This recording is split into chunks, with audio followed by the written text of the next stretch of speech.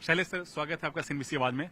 जो पहला सवाल है कि आप लोगों ने जो प्राइस अनाउंसमेंट किए हैं 17.5 लाख रुपया, ये आप लोगों ने कैसे अचीव किया है?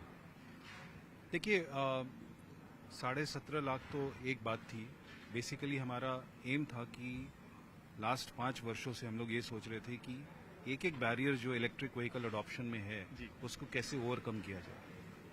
तो शुरू में हमारी हमेशा से ये सोच रही थी कि अगर मैं 400 किलोमीटर के ऊपर अगर रेंज दे पाया तो रेंज एंजाइटी जो है करीब करीब खत्म हो जाएगी, क्योंकि अगर इंटरसिटी ड्राइव अगर आप कंट्री में देखें तो 85% से 90% लोग जो है 400 किलोमीटर से कम करते हैं। तो इसलिए हमें लगा कि अगर 400 करेंगे तो कर पाएंगे। तो सबसे पहला था कि प्राइस तो एक बात है, लेकिन रेंज एंजाइटी के साथ हम लोग को वो प्राइस अचीव करनी है, क्योंकि कम रेंज के साथ तो मैं प्राइस पैरिटी तब भी अचीव कर सकता था।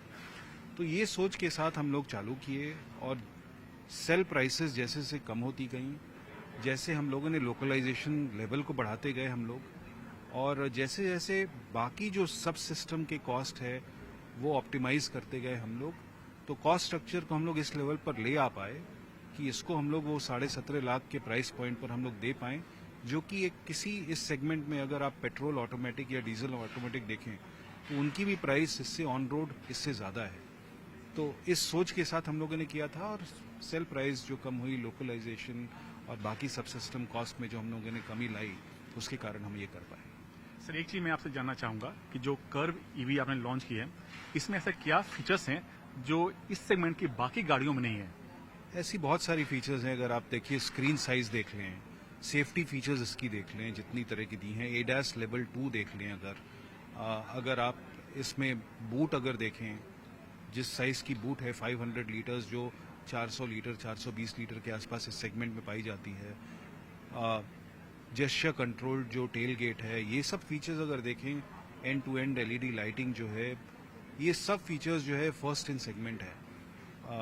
तो ये सब सेगमेंट, ये जो फीचर्स हैं हम लोगों ने कोशिश की है लाने की, जो एक सेगमेंट ऊपर है और लोगों को एक अच्छी प्राइस में भी मिली।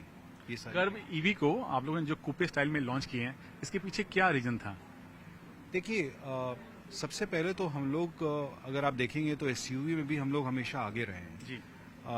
अगर हिस्ट्री अगर आप टाटा मोटर्स की भी देख लें तो हम लोग हमेशा पायनियरिंग एफर्ट लाए एसयूवी में। वो सियरा अगर आप देखें 1991-92 में, उसके बाद सफारी, पहली बार लाइफस्टाइल एसयूवी का कॉन्सेप्ट हमने कंट्री में लाया।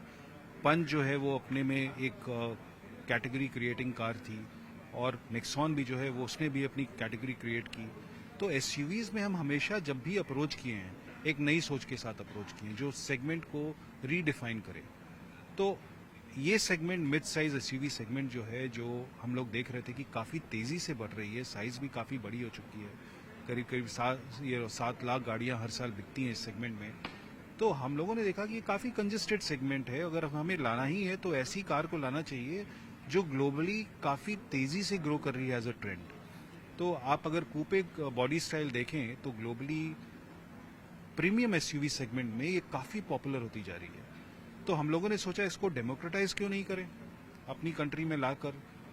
तो वो सोच थी इसके पीछे कि एक क्लटर ब्रेकिंग कार जो है हम इस सेगमेंट में दे पाएं, और एसयूवी कूपे जो है वो एक बहुत अच्छा बैलेंस है। एक कमांडिंग जो प्रेजेंस एक एसयूवी की होती है और एक बहुत ही एलिगेंट जो लुक होती है कूपे की, वो दोनों को बहुत अच्छे से ब्लेंड करता है। तो वो सोच से हम लोगों ने इसको लाया। आप लोगों ने टाटा जो व्हीकल जो है आईसी इंजन से जब ईवी आप लोगों ने अलग किया, और अभी फिलहाल आपने कहा कि गुड़गांवा और केरला में हैं आप लोग प्रेजेंस हैं, इसके अलावा बाकी शहर में आप लोग कब तक आएंगे? जो टाटा.ईवी शोरूम्स की आप बात कर रहे हैं, तो बहुत ही एक लाजमी चीज़ थी कि जैसे जैसे हमारी पोर्टफोलियो ईवी की ग्रो कर रही है, हम लोग जो शॉप इन शॉप कॉन्सेप्ट था, यानी कि जिस शोरूम में हम लोग अपनी आइस गाड़ियां बेच रहे थे, उसमें एक छोटे से एरिया को हमने एलोकेट किया था as a shop in shop for selling EVs. वो चीज़ जो है वो अब पॉसिबल नहीं है जी। इसलिए हम लोगों ने वो टाटा.ईवी स्टोर्स के साथ हमने उसको पहले गुड़गांव में चालू किया था। हम लोग करीब करीब 50 ऐसी सिटीज़ आइडेंटिफाई कर लिए हैं जहां पर कि टाटा.ईवी एक वायबल वे में उन सिटीज़ में आ सकती है, क्योंकि डिमांड उसका बढ़ चुका रहेगा उन सिटीज़ की। जैसे जैसे हम लोग नई कार ला रहे हैं, पहले हम लोगों ने गुड़गांव में किया।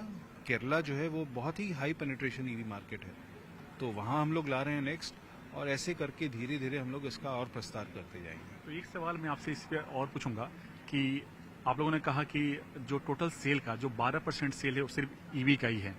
ऐसे में क्या जो आपके बिजनेस पार्टनर हैं क्या वो प्रोफिटेबल होंगे? बिजनेस पार्टनर मतलब जो जैसे? आपके जो डीलर होंगे हाँ हाँ वो हाँ, क्या प्रोफिटेबल होंगे? नहीं बिल्कुल होंगे, बिल्कुल, क्योंकि 12% जो है वो काफी ज्यादा होता है। जी और ये 12% आप पूरे इंडिया लेवल पे जो हम बेच रहे हैं उसकी बात कर रहे जी। हैं।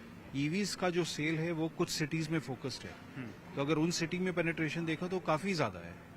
सो ये बिल्कुल आसानी, वैसे अगर आप डीजल कार्स देखें तो उसकी पेनिट्रेशन भी 15% है, सीएनजी कार्स की पेनिट्रेशन भी करीब 20% के आसपास है। जी तो 12-15% में तो काफी वायबल है ईवीज, तो उसमें मुझे नहीं लगता है कि कोई दिक्कत होनी चाहिए, क्योंकि इसकी प्राइसेस और मार्जिन्स भी डीलर्स के लिए काफी ज्यादा होती हैं, तो इसलिए उनकी वायबिलिटी बिल्कुल है, इस पेनिट्रेशन लेवल पर भी है। शैलेश सर, मैं आपसे जानना चाह रहा था कि जो फेम 2 था, फेम 3 का सब लोग को उम्मीद था, लेकिन फेम 3 मिली नहीं, और अभी जो देखा जाए एक जो ट्रेंड चल रहा है, जो सेल है वो काफी कम हो गया है। ऐसे में आपको क्या लगता है? नहीं देखिए, फेम जो था वो अगर 4 व्हीलर की बात करें तो सिर्फ फ्लीट सेगमेंट के लिए थी, कभी भी वो प्राइवेट सेगमेंट के लिए ओपन नहीं किया गया था। तो मुझे लगता है फेम 3 जो अभी आने वाली है, उसमें हम लोग काफ़ी उम्मीद कर रहे हैं कि ये फ्लीट सेगमेंट को उसको बढ़ावा उसमें भी दिया जाएगा, तो हम लोग उसके लिए वेट कर रहे हैं। और फिर ईवी सेगमेंट अगर थोड़ी भी प्रेशर में आई है तो ये फ्लीट सेगमेंट के कारण ही, क्योंकि आपको पता होगा कि मार्च में जो है फेम 2 वो एक्सपायर कर रहा था, तो काफ़ी जो फ्लीट बायर्स हैं वो लोग मार्च में ही और Q4 में ही ज़्यादा परचेज कर लिए। तो चूंकि वो प्रीपोन कर लिए अपने परचेज को, इसलिए अब उन लोग जो है वो कुछ महीने बाद लेना चाहते हैं। अब वो पोस्टपोन कर रहे हैं क्योंकि अब फेम 3 के लिए वेट कर रहे हैं। तो जैसे ये वापस ये जब अनसर्टेनिटी खत्म हो जाएगी तो फिर फ्लीट सेगमेंट भी ऊपर आ जाएगा। पर्सनल सेगमेंट जो है, जैसे लार्जर पीवी इंडस्ट्री में रिटेल जो है Q1 में लो होती है, वैसा इसमें भी है। शॉर्ट टर्म में हमें इस बात की कोई चिंता नहीं है, क्योंकि ईवी अल्टीमेटली तो ग्रो करना ही है। इसके अलावा कोई दूसरी तकनीक जो है ऑटो इंडस्ट्री में सर्वाइव नहीं करने वाली है, इसलिए हम लोग काफी भरोसेमंद और ऑप्टिमिस्टिक है इसके बारे में। एक लास्ट सवाल मैं आपसे लूंगा कि इंडस्ट्री में दो मत चल रहे हैं। एक का कहना है कि electric is the future. Yes, electric future है, लेकिन बैटरी फ्यूचर नहीं है, क्योंकि technology day by day change हो रही है। ऐसे में आप क्या सोचते हैं कि हाइब्रिड होना चाहिए या फिर ईवी ही फ्यूचर है? नहीं देखिए, हाइब्रिड का तो कंपैरिजन इलेक्ट्रिक से नहीं कर सकते हैं, क्योंकि इलेक्ट्रिक या आप दूसरी तकनीक जो बोल रहे हैं उसमें एक वर्ड बहुत इंपॉर्टेंट है, जीरो एमिशन टेक्नोलॉजी। जी तो अगर बैटरी इलेक्ट्रिक व्हीकल को अगर कोई चीज सब्सटीट्यूट कर सकता है तो वो जीरो एमिशन टेक्नोलॉजी होनी चाहिए, और उसका सोर्स जो है वो फॉसिल फ्यूल बेस्ड नहीं होना चाहिए। हाइब्रिड व्हीकल जो है उसको इलेक्ट्रिक से कंपेयर करना ही गलत है, क्योंकि इलेक्ट्रिक सोर्स ही नहीं है इसका। 100% जो इसकी एनर्जी सोर्स है एक हाइब्रिड की, वो पेट्रोल है। तो उसको आप इलेक्ट्रिक से इसलिए कंपेयर नहीं कर सकते कि उसमें एक मोटर है। सोर्स ऑफ एनर्जी कहां से आ रहा है वो इंपॉर्टेंट है। तो आप फॉसिल फ्यूल वर्ल्ड को कंपेयर नहीं कर सकते हैं। वैसे तो फिर आप अगर हाइब्रिड करना है तो पेट्रोल और डीजल ही क्यों नहीं बात करें हम लोग, फिर वो भी तो, उसमें भी कोई चैलेंज नहीं है, काफी एक्सेप्टेबल टेक्नोलॉजी है। तो हम लोग क्यों ही बात कर रहे हैं इलेक्ट्रिक की? क्योंकि इलेक्ट्रिक की दिशा में देश को और पूरे संसार को ले जाना है, नहीं तो हमारी पृथ्वी जो है वो रिस्क पर है। तो उसमें जो है उसकी इकोसिस्टम को हमें डेवलप करना पड़ेगा। इसलिए सिंगल फोकस अगर गवर्नमेंट का, सारे स्टेक होल्डर्स का उधर नहीं रहेगा तो ये ट्रांजिशन मुश्किल है। तो हाइब्रिड को तो बिल्कुल मैं फ्यूचर नहीं समझता हूं, क्योंकि ये तो 20 साल पुरानी टेक्नोलॉजी है, और इंडस्ट्री जो है ऑलरेडी लीप फ्रॉग कर चुकी है एक नई तकनीक की तरफ जो इलेक्ट्रिक है। तो कंट्री रिग्रेस क्यों होगी एक 20 साल पुरानी तकनीक की तरफ?